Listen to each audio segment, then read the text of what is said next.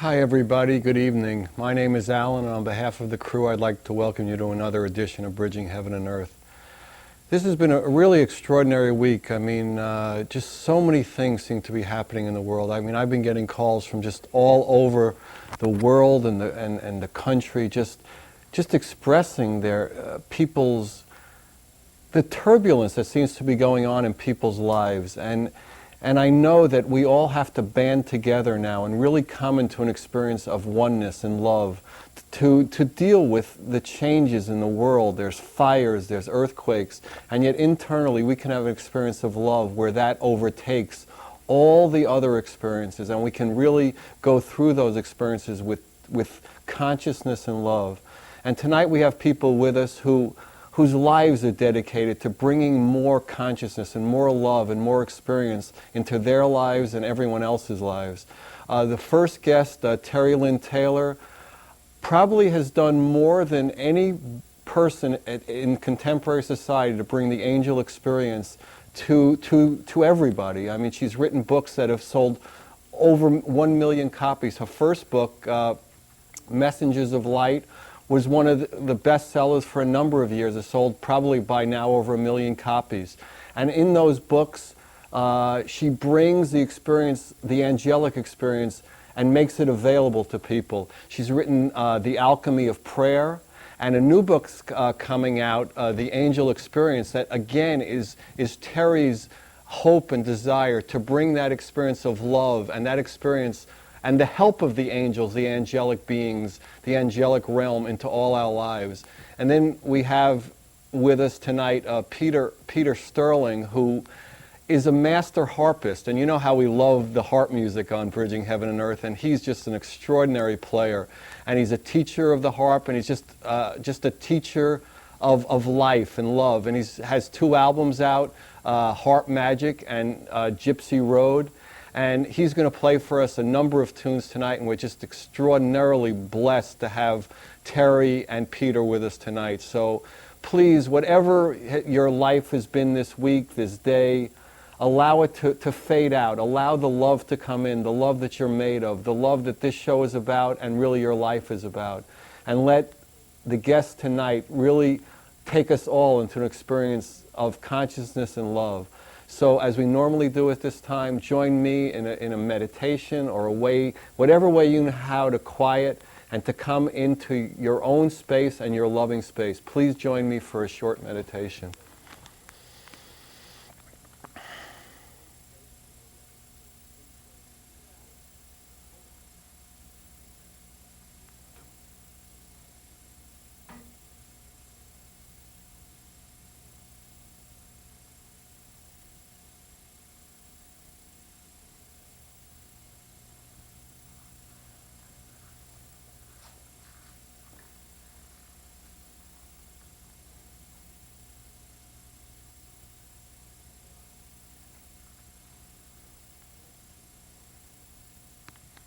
Thank you.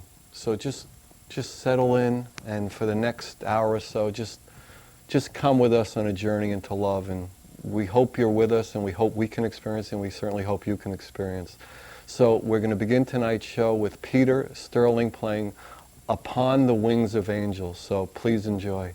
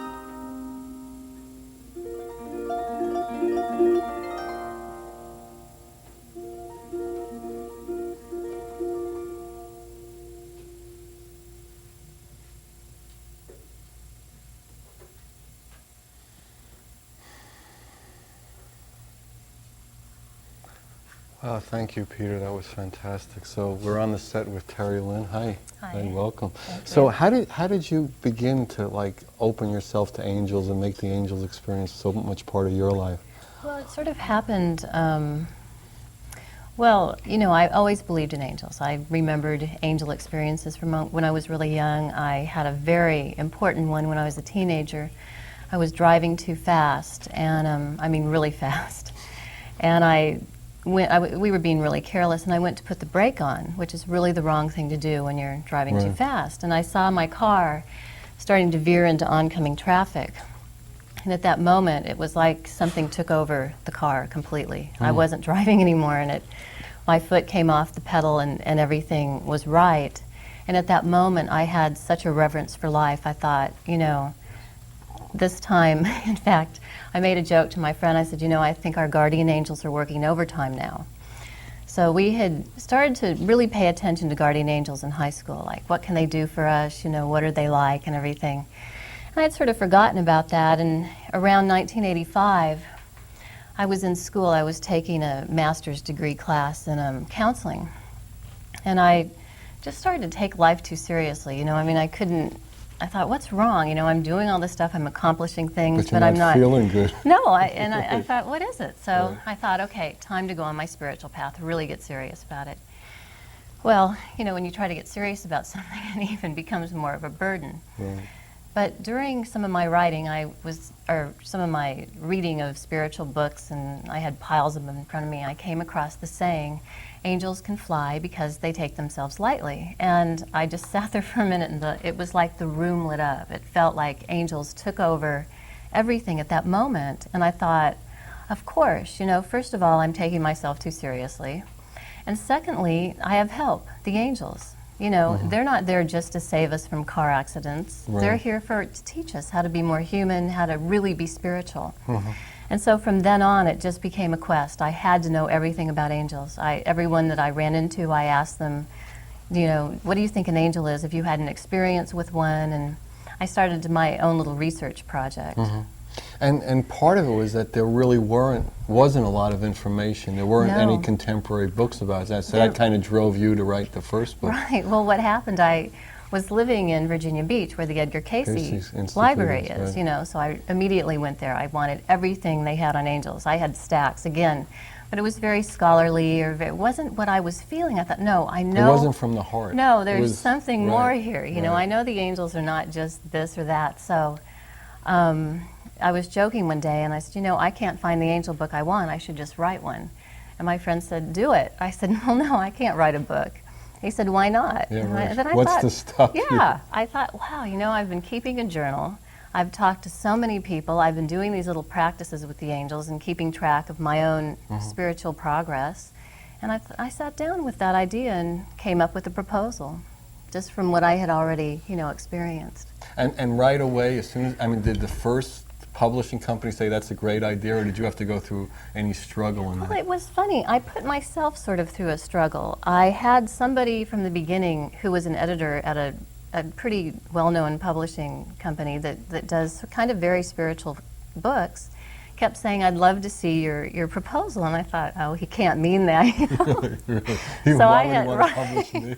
You know, and he was really serious. He was a good friend. He was working with another friend of mine who was an author. And so finally, I showed it to him. He said, you know, this is really good. Can I show it around? And I said, yeah. Well, it turns out, so he found another publisher that was very interested. But it was a smaller publisher, and a lot of the big publishers had no idea what I was doing. They're like, what, is she making fun of angels? Is this some kind of joke, you know? What exactly is she up to? But H.J. Kramer, when they saw it, they went, you know, there's something here. I think she's, you know, I mean, that was a this tremendous feels real. bestseller, right? Well, I mean, within 2 weeks, it sold out like the first printing of 9,000 copies. Which is amazing for an unknown author. Right. And I got my first letter before I had even seen the book in print. From somebody who was Somebody in a bookstore got the book ahead of time, read it, and wrote to me before I even saw it. Really? Isn't that amazing? They were so excited. And you've written like 8 or 9 since then, right? I mean, so and all on the topic of like how to connect to that experience. Yeah, and how the angels can help us be more really present in our own lives, figure out who we are. it's not that they take away the pain and suffering, it's that they help us see a new vision of it, maybe, have gratitude for things we... See it from higher up. Yeah, I mean, exactly. amaze is different if you're looking at it from See, we higher. need a new position to look Right. at things, Yeah, and, exactly. and they always remind me, wait a minute, don't Step get up. stuck. Right, Yeah. right. Yeah, that's true. So, and then you started doing work. I mean, there's just, from that first book, one thing led to another, and people wanted you to do book signings and all over the country. Right, it kind of took off, and the letters have been the most precious. I mean, people found the book when they really needed it, and I feel so blessed that I was able to, help somebody find that new lease on life, maybe after they've suffered a great loss in their family or something. Right.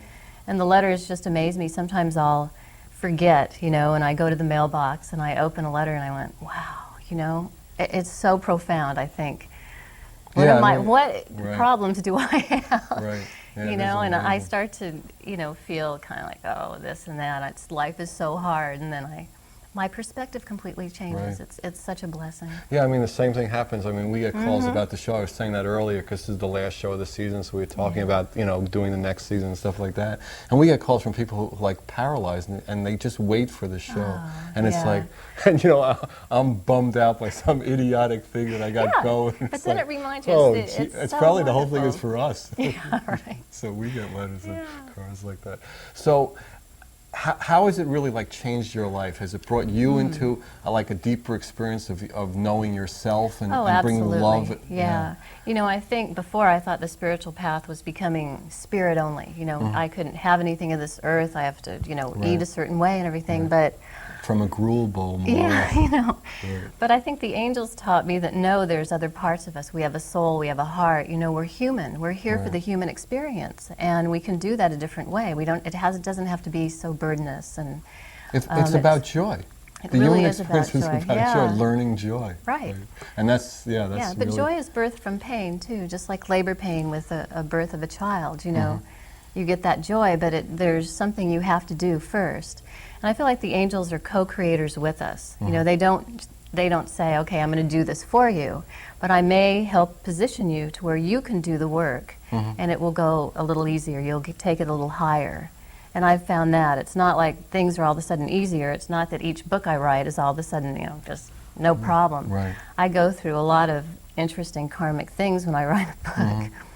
And Yeah, so do you find that, we've had, other guests on the show who like channel Archangel Michael or Archangel Gabriel. Do you have that experience, that you actually hear or, in a sense, feel the words? Right, it's not a traditional channeling. I think what it is it's, with the angels, for me, it's an inspiration of everything, the soul, the mind, the heart. So it's not verbal. But I feel the inspiration coming in, and then I put it into words. I try to translate what I'm feeling inside, what touches my heart. If I have an idea, I ask the angels, like, what is this? And then, do you know what I'm saying? It's like, absolutely. it's inspiration. But it's not so do you much... have a specific angel like you turn to, or is it just like the realm? Or because we've Okay, had that's so a good many... Yeah, well, sometimes it's the realm. Sometimes if I'm like doing a really, like I'll say serious, but I'm not meaning serious in the sense that it's so dreadful, but a real prayer while I'm really just praying, I'll ask for an archangel to be present maybe.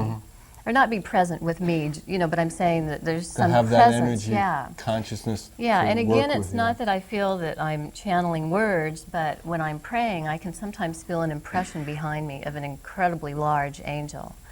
Like a light force. It's almost like an impression on the room. It's so, again, some of these things are so hard to put into words. I mean, the words don't do the justice to what the experience is, and that's what I tell people. It's the experience is what counts. If someone tries to explain what you had and it doesn't feel right, just say, no, I know what I experienced. It's not... I mean, your hope would be to open everyone's heart so they experience what they experience. Right. And so not to copy your exactly. experience. And we're all very different. Some people are very visual, so they may really see angels everywhere. I have a friend that if there's a blotch of paint, look at the angel there, Right. It's very The visual. face of the right. moon. Yeah, absolutely. Right. They're everywhere. Right, exactly. And then if you're, have more of a sense of smell, you'll smell jasmine, maybe a touch on the shoulder, you know, if you're really in tune with your body and your senses. You may hear music. You may hear the angels sing with a choir often. So I think each of us, we can have all of those too. You know, when I say open yourself to that, if you're more of a sensual person and you want more of an intellectual approach or a visual one, start to look for the angels. You know, then they'll show up. They're very creative too, the way they... So do you find that when you're doing these books or something like that, that you get like specific information that we want this book to bring this kind of information out at this time in history, or because I mean we have had people who you know they're given like specific direction to I can say that sometimes I'll propose a book and by the time I'm done it is not even anything like the proposal. You know, I mean, in fact the most recent book, The Angel Experience, started out completely different and transformed into this. So I kind of try to tune in, like you were mentioning, that this week has been so heavy. You know, sometimes... So turbulent. Yeah, and sometimes the book takes longer than I thought, and then something will happen maybe in the world's psyche or whatever, and I'll tune into that and think, yeah, maybe it's time to write on that. So it's kind of a combination of all different things. It's not just, you know, I do feel a mission. Sometimes I feel like there's something I want to get across, but the angels are subtle too. So I sometimes like to just, you know, well, again, sometimes when you're writing, somebody will pick something out and go, I really love what you said, and you'll think that was the most unimportant thing that you've written. And it changed their mind completely. It opened them up to something completely. So it's... Right. I mean, you know, we do the show and we just try to do it as best we can at every step and what seems right to do, and then whoever gets touched by it, so be it. And you know, another thing too that I'm finding is that the angels are in the space between. You know, it's not so much the words we're saying, but they're around just the essence of what's happening. You know, on the page of the written word, they're the white paper. You know, they're everywhere. And to connect with the angels, it's important to have that silent time, to know that they are that space. Do you, in your practice, or do you recommend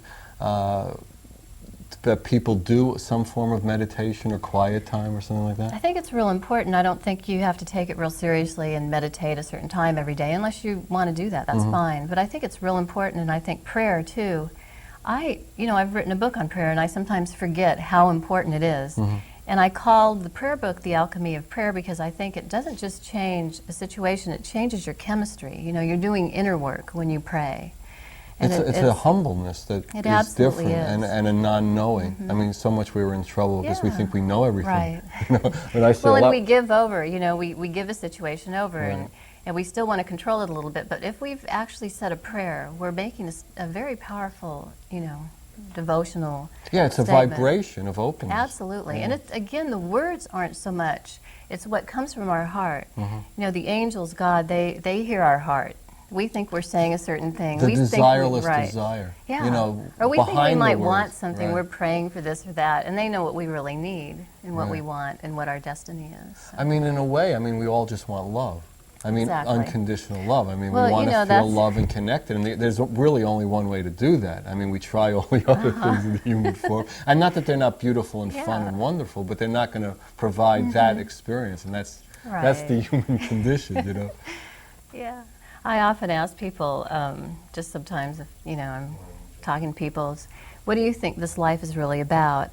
And I ask lots of different people, and they usually say something, you know, I'm not exactly sure, but I know it has something to do with love. That always comes up, and I think, yeah, it does. At the end of our lives, we're going to be asked, how well did you love? Not how much money did you make, what did you accomplish here? No, how did you do love? How well? Did you share love? Did you receive love? You know. So I think our life really is about love, and that's what the angels can help us. And that's in one form or another what all your books are about. Is like I think coming back to the basics, like right. I mean, that's what we talk about, like dedicated to the oneness, to have that. You know, because I mean, you know, we've been seeing so much about like people trying to deal with all the the crises in the world. And there are seeming crises, but until we really experience it, the ocean is part of us. The rainforests are part of us. You know, that all of us are part of each other. To have a reverence and a connection for nature, and I think one of the best ways, if you're feeling kind of out of balance, is to just make yourself go out and walk in nature, and then sit down and ask the angels to be with you.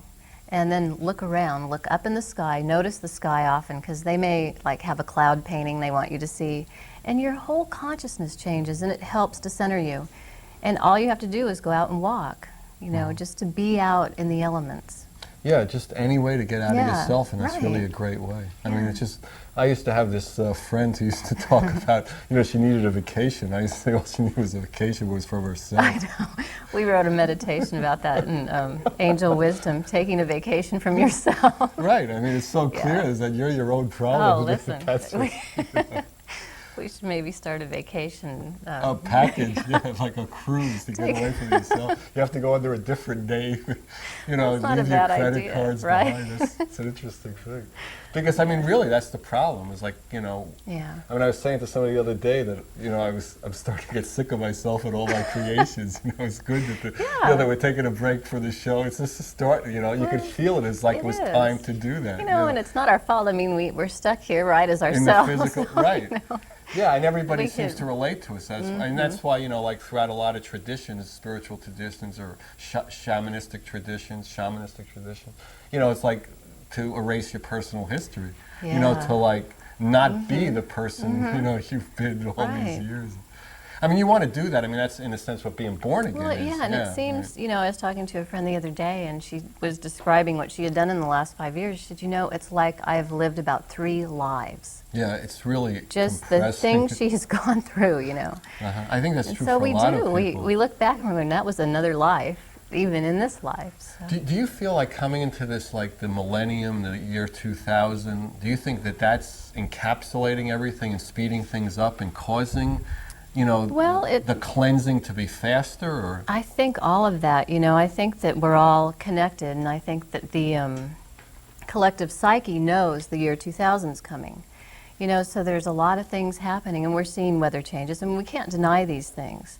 But I think it's really important, and I use the word excentering, because I think we're all eccentric. Say that word again? Okay, well, the word eccentric, right? Eccentric. Means having your own center. So I use the word excentering to find your own center and be your own eccentric person in this world. Because if you have your own center, if the chaos can spin, the world can get faster, and you can just cruise along at your, you know. The ocean's going to have the waves, and then the depth. Well, the Earth is spinning. We don't feel it. So if the world's spinning around us and we stay in our center, and the angels really help us do that. They give us messages, but we have to pay attention. A lot of times we ignore all that. Yeah, wouldn't you say that there's part of it is that we have to develop a subtlety in our lives, in our day-to-day? If we have a tremendous momentum and going too fast. Yeah, we do. That's what I was saying about the space. We've got to, you know, invite the angels in and then give them room to slow down internally, even if we're moving quickly externally. Right. Yeah. Okay, I guess we're now ready. Peter's going to play a couple of more songs for us. We're really excited to have him. And Peter's just, as you know now, Peter's just an extraordinary player. So he's going to play 2 songs in Monet's Garden and the Temple Garden. So we're going to do a lot of garden work. And as Terry said, it's good to go to the garden. So whenever Peter's ready, please.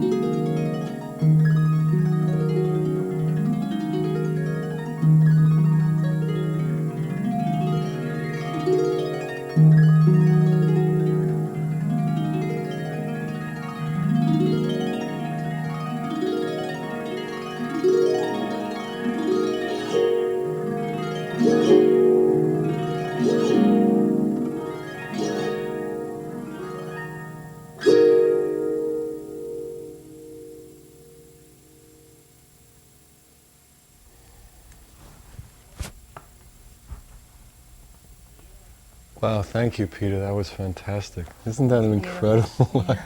I mean, the harp is just such a perfect instrument to have with the angel experience. Definitely. Yeah, it always does that. Peter was saying we met in town yesterday that that you and he are maybe planning on doing some like guided meditation tapes. Yeah, definitely. We want to do that. I think that'd be Yeah. fantastic. Yeah, that'd be great. So, if you could like suggest to people, you know, like how they can get in touch with the angel experience, the angel realm, their selves, however you would describe it. I mean, you'd Yeah. say some sort of quiet time, like quieting to go in between the lines, being with Right. nature. What other, you know, like Well, I think hints? the Or first thing to do, and you can just do this over and over, even if you never have, you know, like say, just start to think about angels. Start to think, what are they, you know? And certain qualities come up. Obviously, love, compassion, joy, hope, you know, things of the divine qualities. And one really important one is gratitude. I think gratitude really connects us with the angels. They love that. It calls them right to us. So I think the first step is to really just say, yeah, what are angels to me? Who am I? You know, just ask the first questions and then pay attention. And sometimes I do that over and over. Okay, it's been like over 10 years since I've been writing about angels, but I still stop and go, okay, what is this really? You know, because I'm in a new space. And so I think that's really important to do. And then again, pay attention. You know, you're going to hear songs with angels in the lyrics, and they may be really poignant for what you're going through at that point. You may open the newspaper and you read something, and when you're sure an angel had to have been there for this particular thing to take place, you'll start to see the proof of angels everywhere.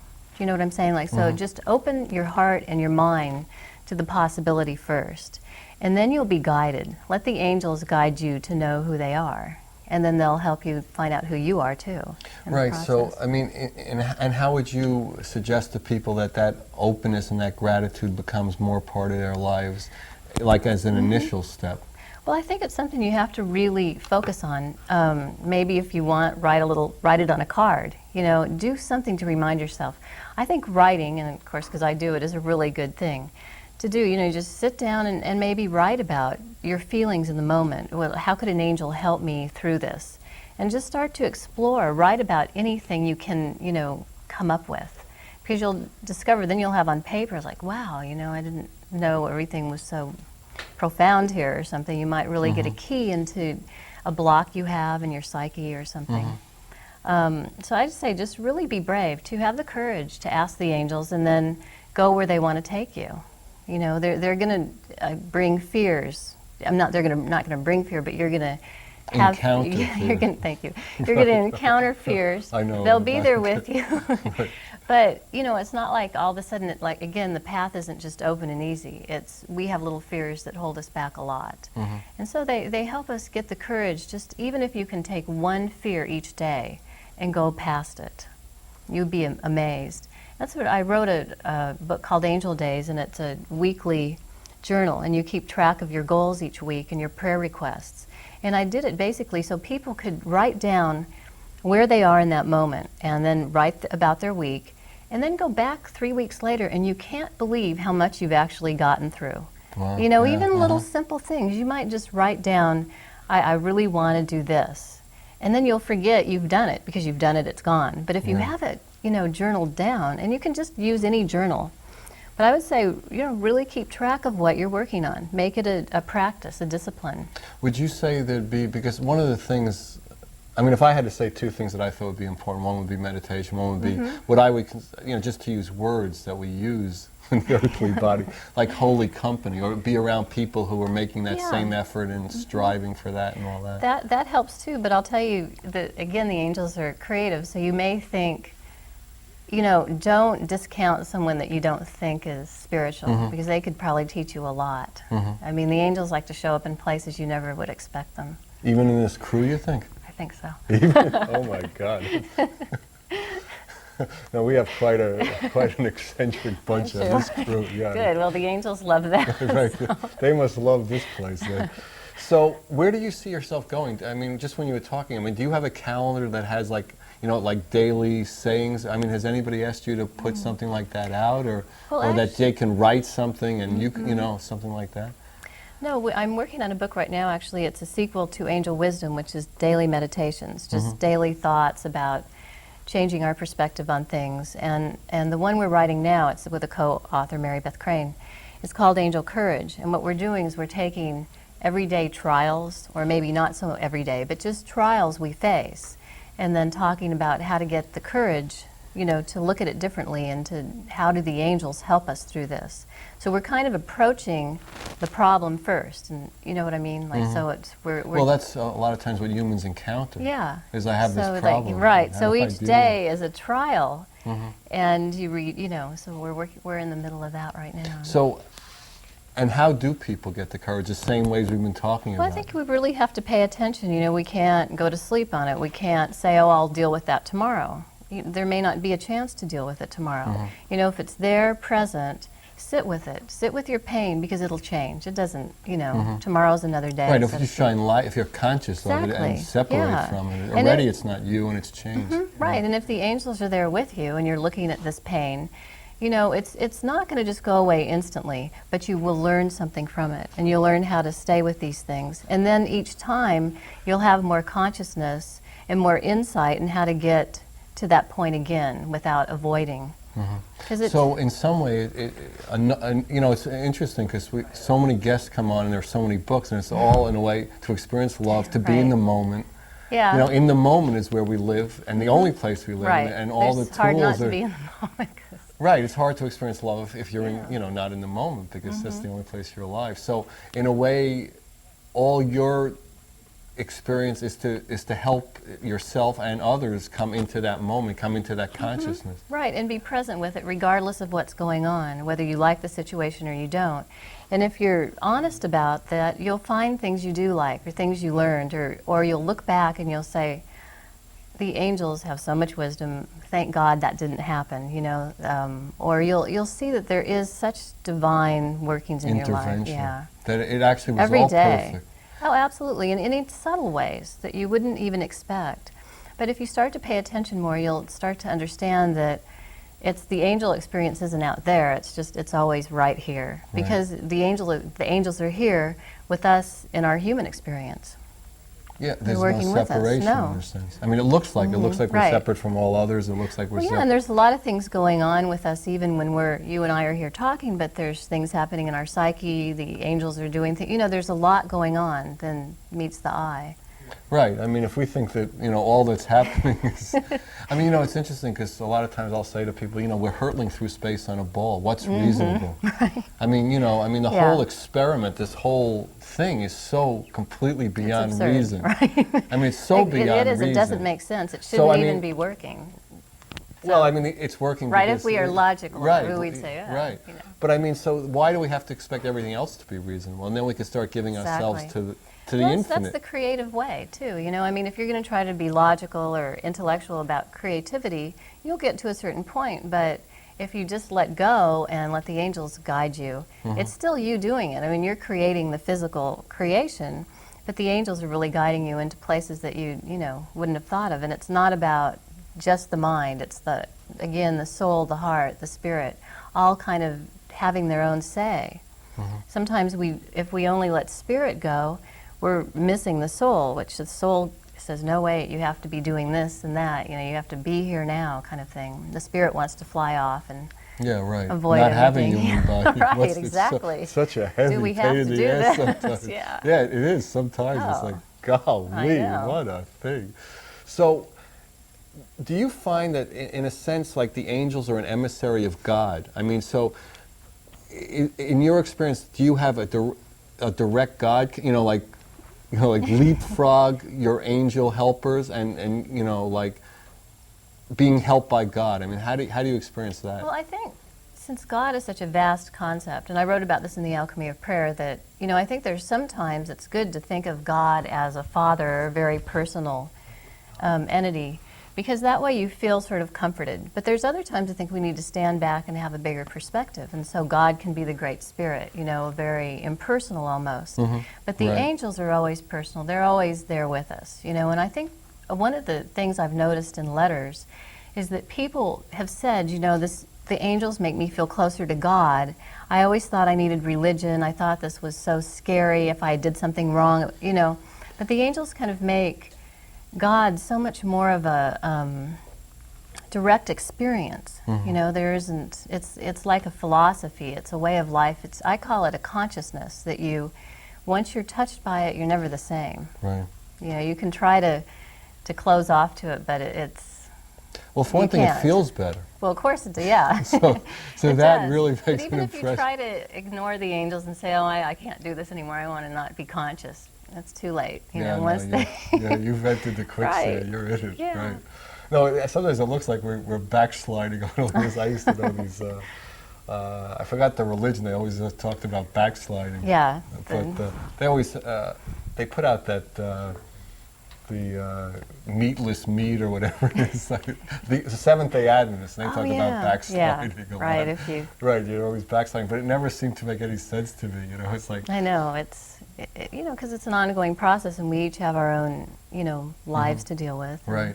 So, in this experience, would you describe one of the ways you experience it as like experience that the whole thing is perfect, that there's a perfection here, and that we're moving through the perfection on all the realms that we, Yeah, I think if we'll realize that more if we don't try to have just one particular experience of it, if we just try to understand everything with our mind or explain, and if you take apart the word explain, it means to lay out flat. It means you're not going to have any of the beautiful mountains and valleys. Yeah. Right. It's going to be pretty flat. Right. Yeah, right. So we think we can explain these things if we've found an answer. But answers get stale very quickly if you've noticed, you found this answer. So I think the thing is to have more questions, to understand, right, to be fluid, to understand that we aren't going to know everything. There's a mystery, and that's where the beauty is. Right. And that there's parts of our soul that do understand the mystery, and they feed us little hints maybe in our sleep or in our writing. If you do journaling,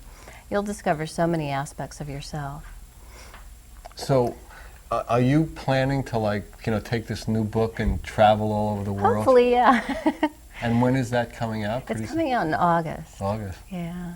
Yeah, the cover is beautiful. They sent me a mock-up. Yeah. I don't know if it's The Angel Experience. Yeah. It's that one over there, right?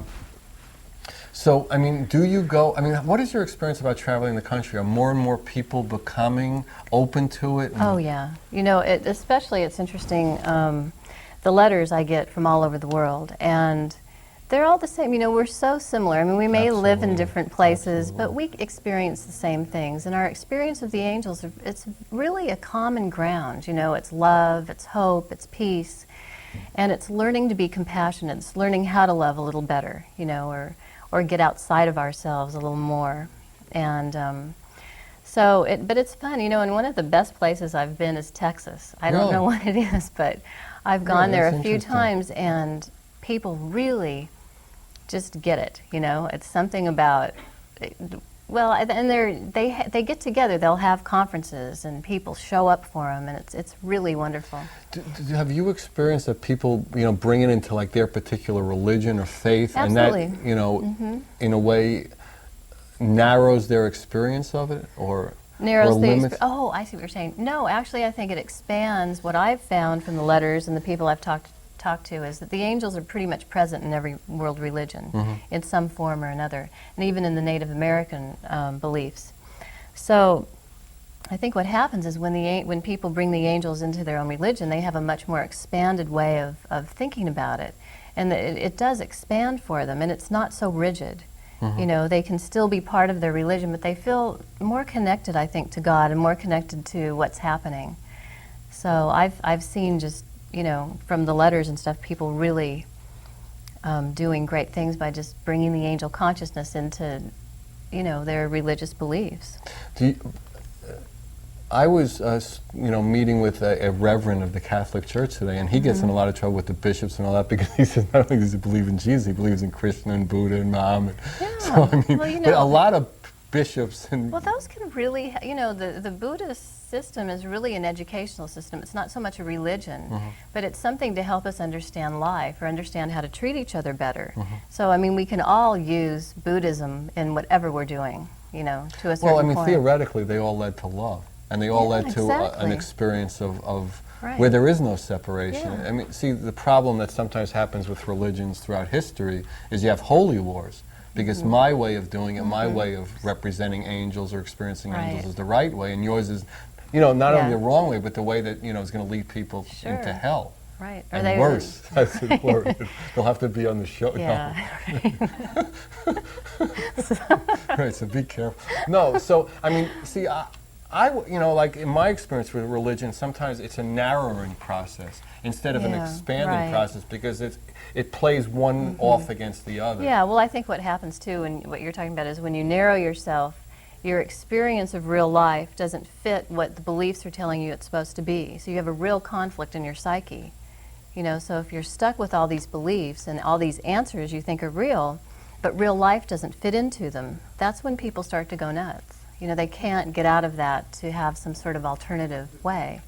And I found that people who, the angels find them or they find them or they've had an angel experience and their lives have changed, things don't happen that way anymore. When their beliefs don't fit, what the experience is, they know how to then shift and find a new way of being. So, and you think and change all the time. I mean, the angels ask us to change inwardly all the time. And you think it expands their way of looking at it, so it's not like this is the right way. There's a mystery that comes in. Right. That just, it tempers all the hard and fast beliefs that separate us all. See, to me, because the big problem is that we have an experience that somehow separates us, whether we're from a different town or a different religion or a different color, and the other one's not as good somehow. Yeah. Well, see, I think the word separation is really where evil comes in. When we separate ourselves, we make a space for evil to come in. If I separate myself because they're a different color, racism, and look at the evils that causes. So